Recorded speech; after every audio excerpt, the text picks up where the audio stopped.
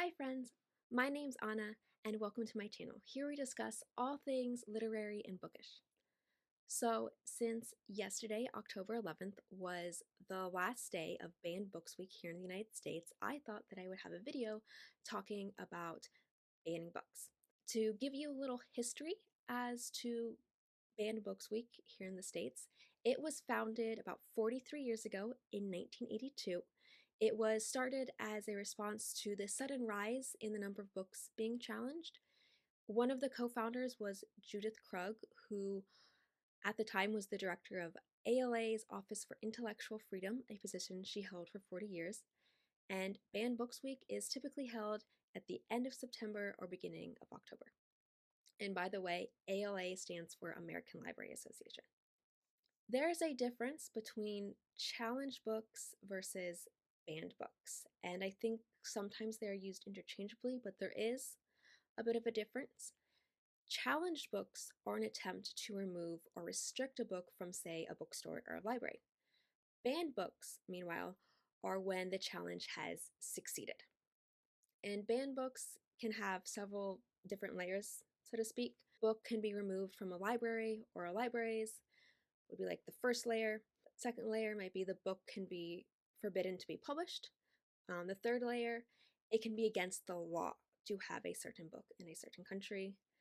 The fourth layer would be the book isn't allowed to exist. In other words, copies of the book will be destroyed.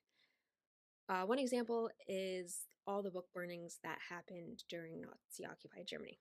And then the fifth and most extreme level would be demanding an author's death or even outright killing the author for their work. Some specific facts about challenged books here in the United States.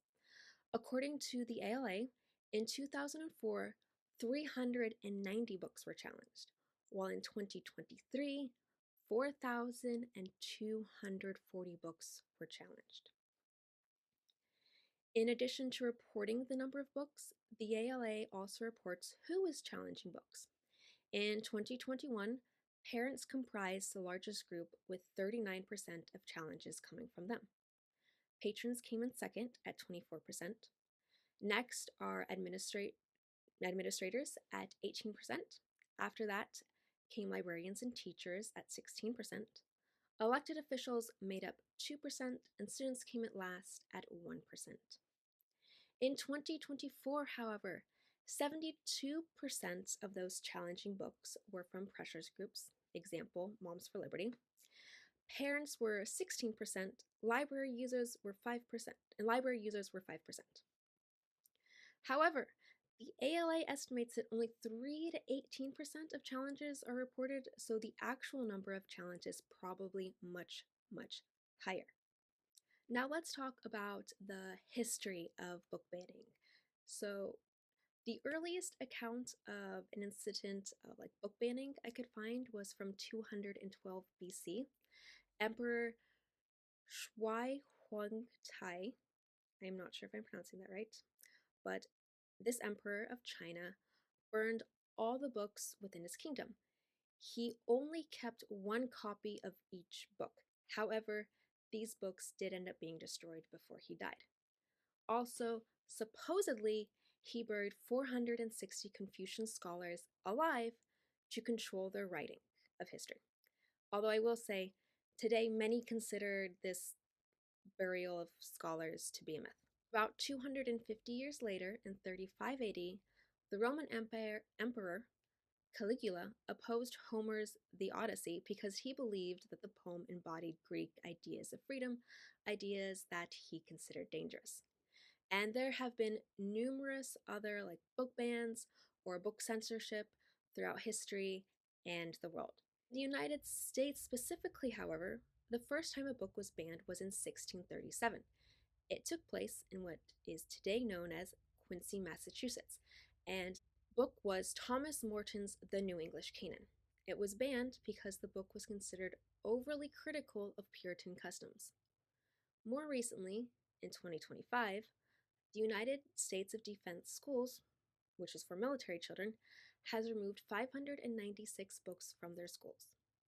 Also, the Nimitz Library A university library at the Naval Academy in Maryland has removed 381 books from their shelves. Let me say that again.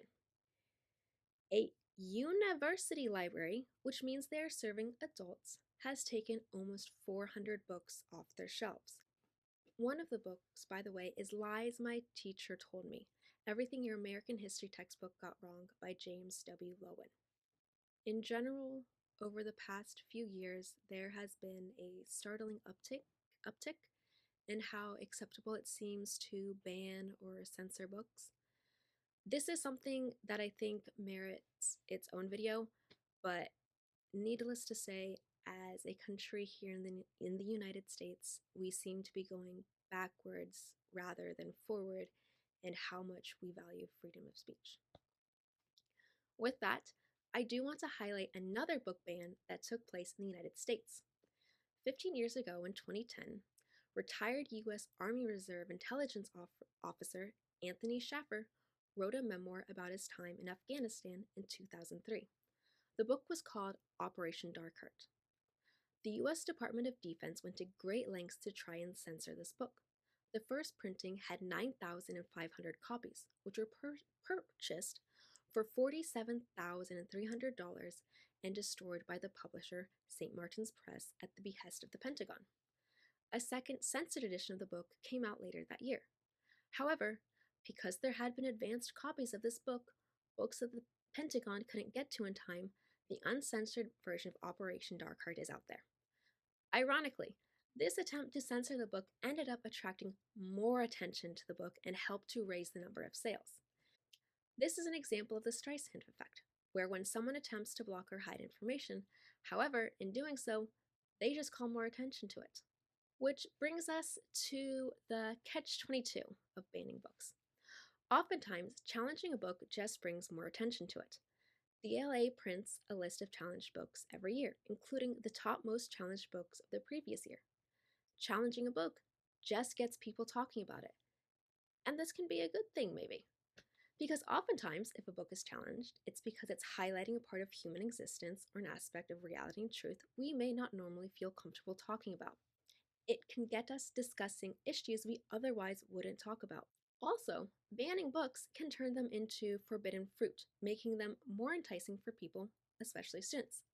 It's not uncommon for students to grow more interested in a book if it's been challenged. Reading that book becomes an act of rebellion. I would argue it's not just students who feel this way, it's people in general. When we're not supposed to do something, it just becomes more tempting. Heck, you may not have even cared about something, like reading a certain book, until someone said you weren't allowed to do it, and then suddenly you cared a lot. In a survey of 1,500 educators, 78% said that students read more when banned books were an option for them, which is something we should want: more people reading books. Unfortunately, while censoring books or challenging books may have some quasi-positive outcomes, it ultimately has more negative effects. Speaking of educators, that same study found that over 2/3 of educators say that banning books negatively alters their teaching ability. It makes them feel like they can't be trusted as educators. It raises their stress and it demoralizes them. Things we shouldn't want our educators to feel. And there are other reasons to not ban books. It hampers critical thinking, it threatens freedom of thought, and more.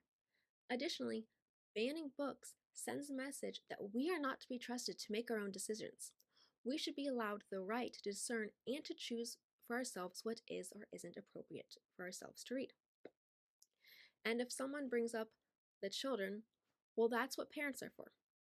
For example, let's say a pressure group wants a public library to remove a book from the shelves because they think the book is inappropriate for children. Now, full disclosure, I'm not a parent. But if I was, I'd be offended that some random group thinks they can decide what is or isn't appropriate for my child. I'm the parent. If I think something isn't appropriate for my child, then that's my decision and my job to take care of it. It's not anyone else's business. The parent or guardian of the child can say their child is free to read whatever they want, or the parent and guardian can choose to be more involved in what their child is reading. But that's the discretion of the parent or guardian. But for me, Personally, the most persuasive argument against banning books has to be in how it results in treating our fellow human beings. Anthony Marks, the president of the New York Public Library, wrote in a blog post from 2022, "If you don't think a person's perspective should be allowed on a bookshelf, and if you're so afraid of what they have to say and who they might be that you want to silence them and hide them from your children, you are one move closer to treating them as if they don't exist or shouldn't. It's the first step on a journey toward ignorance, hate, and all too real violence. Reading expands our minds. It helps us to learn about other people and how they live. And when we do so, when we try to become aware of other people and their thoughts, motives, beliefs, we usually become more empathetic with them. We are better able to relate to them. We stop thinking about other people as far off entities whom we have nothing in common with and instead start thinking about them as our fellow man. We realize that we have more in common than we assume. We begin to show more kindness and compassion to other people. Reading and books are so important. We can't pretend otherwise, and we cannot limit our opportunities in not only expanding our critical thinking skills, but also our charity. If you get the chance, you should absolutely read a banned book in the near future. And then finally, I just want to end with the top 10 most challenged books of 2024. This has all been taken straight from the ALA's website, by the way. So the first one is All Boys Aren't Blue by George M. Johnson. It got 39 challenges and was challenged for LGBTQ plus content and claims of being sexually explicit. The second one was Gender Queer, a memoir by Maya Kabobe. Got 38 challenges and was challenged for LGBTQ plus content and claims of being sexually explicit. And then in number 3, it was a tie.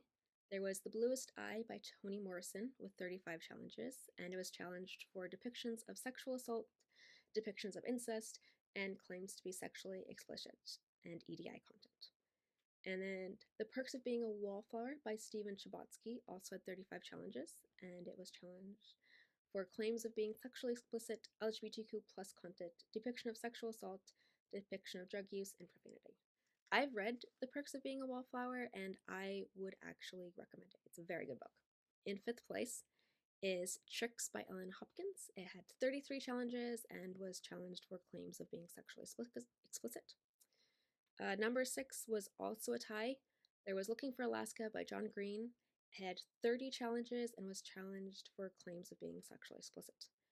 I have read Looking for Alaska by John Green. I read it when I was in high school, and I was a religious homeschooled teenager, and I thought it was pretty clean, so I don't really know what they're after with that one. Oh, and then also Meet Earl and the Dying Girl by Jesse Andrews also had 30 challenges, and it was challenged for claims of being sexually explicit and profanity. And number 8 also is a tie. There is Crank by Ellen Hopkins, 28 challenges and claims of being sexually explicit and depiction of drug use. Sold by Patricia McCormick, also 28 challenges, and it was challenged for claims of being sexually explicit and depiction of sexual assault. Lastly, Flamer by Mike Corato, 27 challenges and challenged for LGBTQ plus content and claims of being sexually explicit. I hope you guys liked my video. If you want any recommendations of other challenge books to read, I'm going to give you like my top 3 from, I want to say, the past 10 years. Like if you look at the ALA's top 10 book challenges from like the last 8, 9, or 10 years, these are my 3 favorites. The first one is The Absolute True Diary of a Part-Time Indian by Sherman Alexie. I love that book. I think it's fantastic and I highly recommend it. The second one is The Hate You Give by Angie Thomas. Really enjoyed it. And then last but not least is To Kill a Mockingbird by Harper Lee. It's a classic, and it's a classic for a reason. So yeah, hope you guys enjoyed, and happy readings!